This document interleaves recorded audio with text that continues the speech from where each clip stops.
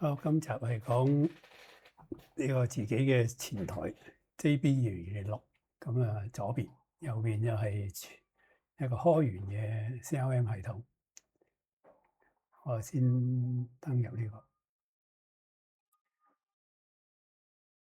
個，咁啊登入咗嘅時候咧，就好多其他嘅功能啦。咁就 CRM 呢個功能咧，呢度呢一堆咧，就係利用咗 JB2026做前台，後台就係呢個叫做20 CRM 嘅系統，係開源嘅。咁我登入去睇先。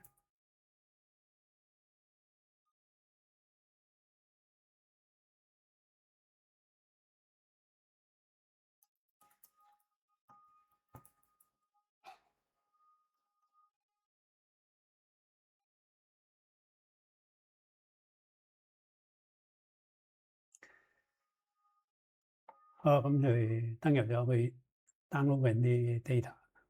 呢個佢初始嘅時候係好似好慢嘅，佢要 download 好多 data，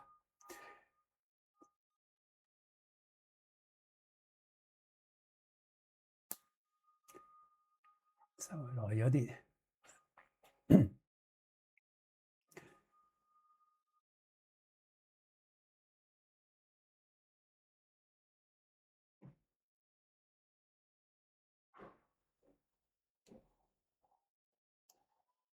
好，咁佢呢度咧就係佢現時嘅資料嚟嘅。咁我哋咧就會利用自己嘅前台去做不同嘅功能，然後去更新啊、創建啊呢個後台嗰啲資料庫。咁一般嚟講咧，又有客戶啦，呢度就係所有嘅現時嘅客戶。咁然後咧，你會有佢叫 people，即係其實係個 contact，即係對方你啲客戶嘅職員。咁你喺度創建咗之後咧，然後你就可以將佢哋叫做 link，即係將佢接合係邊間公司嘅。咁即係變咗咧，同一間公司你有好多個職員都得。Opportunity 咧就係一般 CRM 都有啦，就係你發覺有啲乜嘢項目同佢哋做緊嘅，咁你可以創建一個 opportunity，咁然後去睇住呢個項目嘅更新程度。Task 咧就係你設定咗一啲工序你要去做嘅，然後呢個工序咧就係又係咁樣係同呢間公司有關，同呢個職員有關啊。Note 咧就是但寫一啲資料嘅啫，咁呢個比較少用到。咁我哋主要都係做呢幾樣嘢，然後咧就黐住個 company。咁呢度可以暫時唔理佢住，咁我睇翻呢邊啦，就係我睇個 company。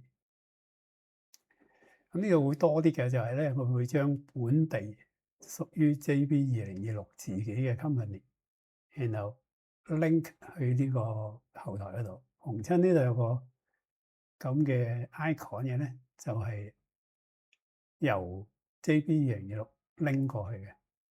咁佢現存佢自己原先有嗰啲咧，就會都顯示譬如呢個 Notion、Figma、Airbnb 就喺呢度存在嘅，佢又會出現咗喺呢度。不過咧，呢啲資料咧唔會喺個 Dropbox 嗰度見到嘅，因為佢冇話雙向，即係話你喺右邊呢度 create 一個 company 咧，佢唔會自動喺 Dropbox 嗰度出現一個 company。不過你會喺 CRM 呢度咧會見到呢個記錄嚇，冇嗰個 JB2026嘅資料嘅時候，一陣間有啲功能咧，你會見唔到佢出現咁解嘅啫。People 同呢個 people 一樣啦，咁但係咧佢就會多咗，佢係可以多一個人有多個 email 啊，多個電話啊，email 你都加多一個啊，phone 你又加好多個，道理一樣。不過呢度喺右邊咧，佢就其實係右邊容許咁做，佢左邊呢邊咧，我哋照抄照做咁解啫。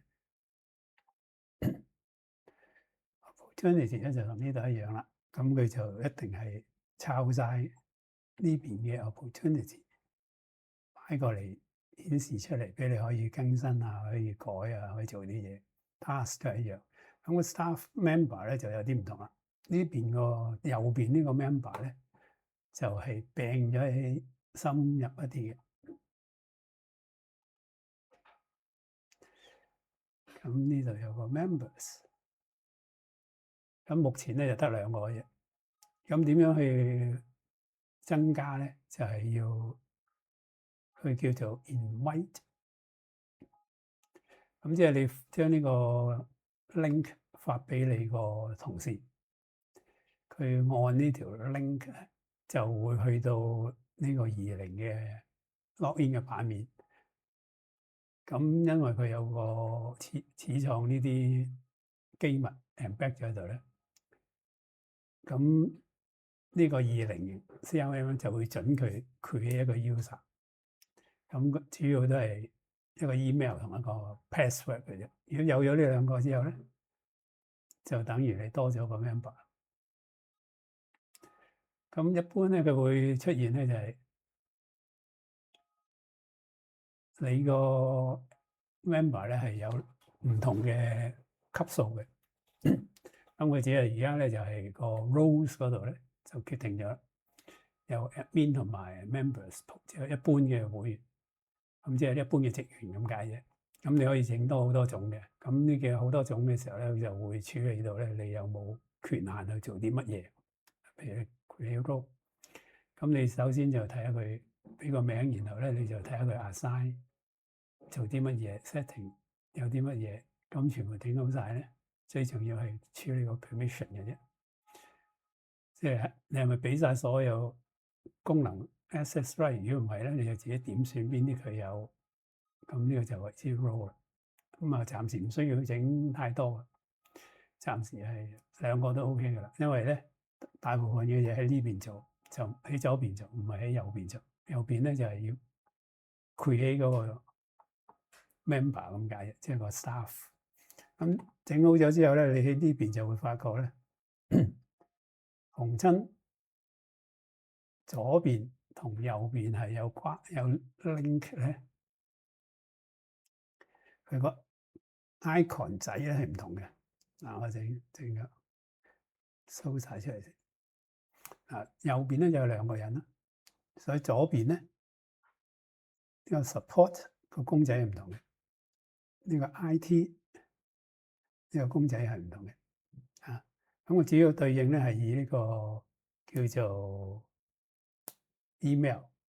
咁其中咧佢就有個密碼嘅，個密碼最好咧就同呢個一樣，即係左右邊相同密碼最好啦。咁另外咧佢呢個密碼咧就牽涉到你個 account 有冇 email， 即係可唔可以抄到啲 email。咁最好咧就係同呢個 email 係一樣添。咁目前嚟講咧，我哋就如果整好咗咧，佢會 sync， 可以將你啲 email 啲資料讀入嚟呢個 CRM 入邊嘅。咁喺左邊呢邊咧，佢都有一個 email 嘅，嗰個仲特別啲安排。佢一陣間講到就先解釋。以上就係最基礎嘅安排啦。咁然後呢度整好咗之後咧，你就可以設定，譬如我呢個 Frankie， 佢有個 email， 咁我加咗佢咧，補咗個 email 上去之後咧 ，checkbox，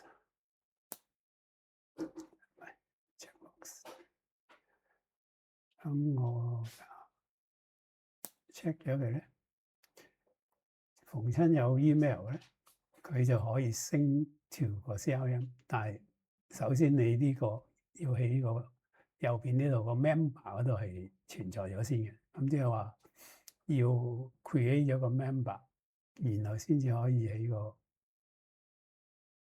JP2026嗰度 link， 將佢拎埋一齊。拎咗之後咧，就變咗可以睇到晒呢邊嘅資料。咁而家我哋落去睇company 咧就拎咗幾個呢啲全部拎咗嘅。咁如果我想睇呢個 project，呢度有個資料，其實最主要係個地址嘅啫。咁但係呢個地址就唔影響你個標齡嘅。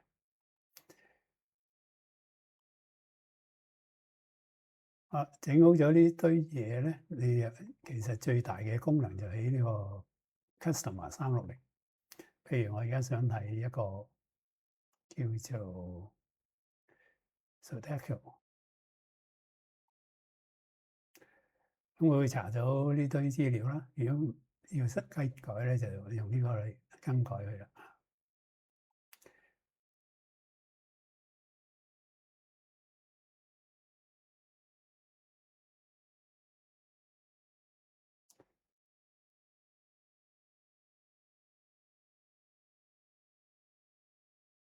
咁佢呢度咧就有好幾個功能嘅，譬如 job order，佢即刻利用呢個名咧去 Dropbook 嗰度查，有啲咩 job order 係屬於呢個 company 嘅。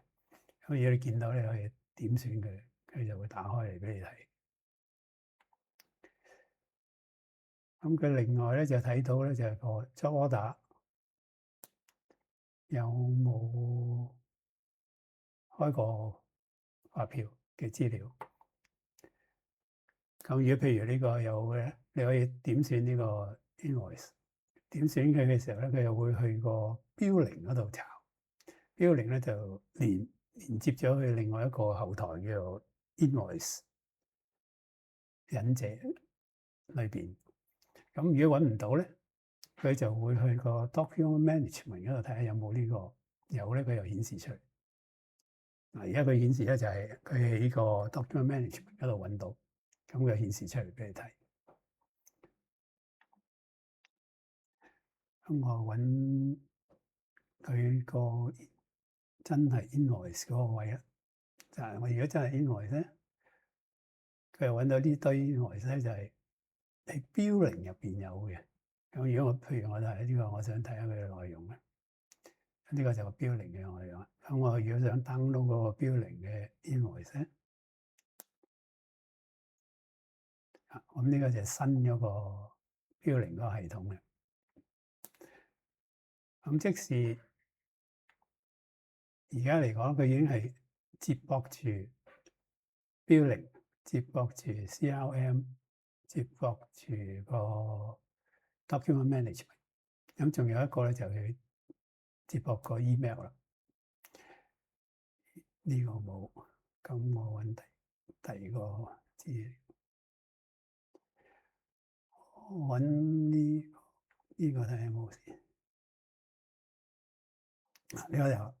咁即使佢會根據呢個 company 個 domain name 去我呢個 login user 嘅 email 入邊抄，睇下有冇同佢有關嘅，抄到佢有顯示出嚟。如果喺呢個 login user 裏邊抄唔到咧，佢會再去一個垃圾桶入邊抄，即係嗰個垃圾桶會裝晒所有願意將啲 email forward 過去嘅嗰個 email account 嗰度抄。咁嗰個叫喺目前咧叫做 info。咁喺 info 入邊揾到咧，佢就顯示出嚟，兩者都係。咁譬如我想睇呢個 email，咁佢會顯示出嚟俾你睇。翻個呢個咧，好似冇乜資料。呢個咧有個夾仔，即係有 attachment 啦。咁呢個 attachment 喺 download 嚟睇嘅。你 click 佢咧，佢會 download 過嚟。咁呢個係個 Excel 嘅 attachment。咁就 opportunity 呢個冇啦。咁佢其實就等於去呢個 CRM 裏面抄個 opportunity，亦都等於喺呢個 opportunity 顯示到同一個客嘅資料咁解啫。咁我哋揾一間有嘅。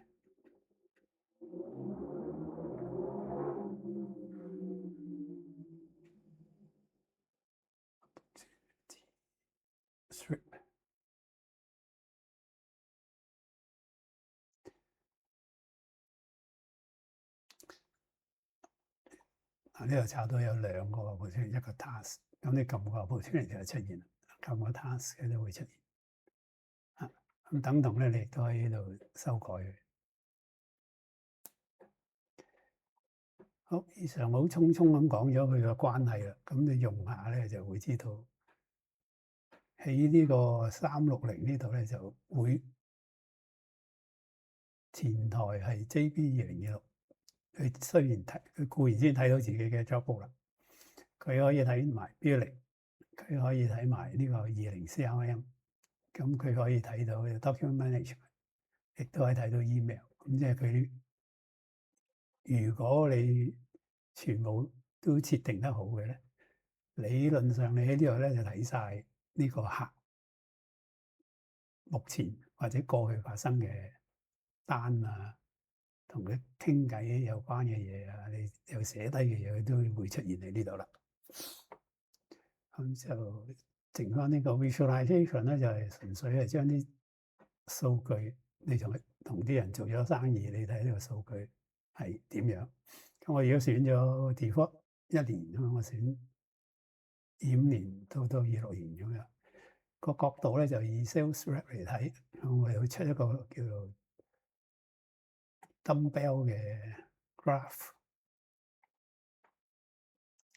咁呢個係統計上嗰個叫 distribution，你最多生意就一路咁去到最少生意。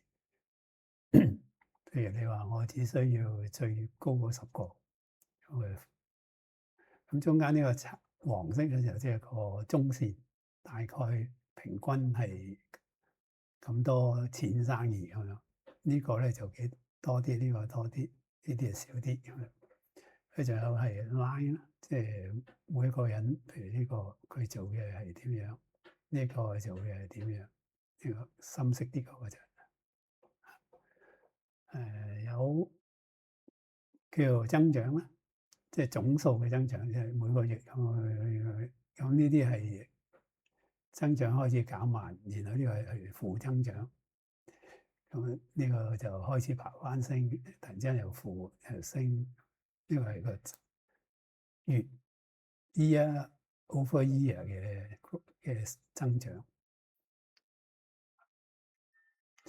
最後呢個咧就係個佢叫 divergence， 即係你畫一條中線，好嗰個係點，唔好嗰個係點。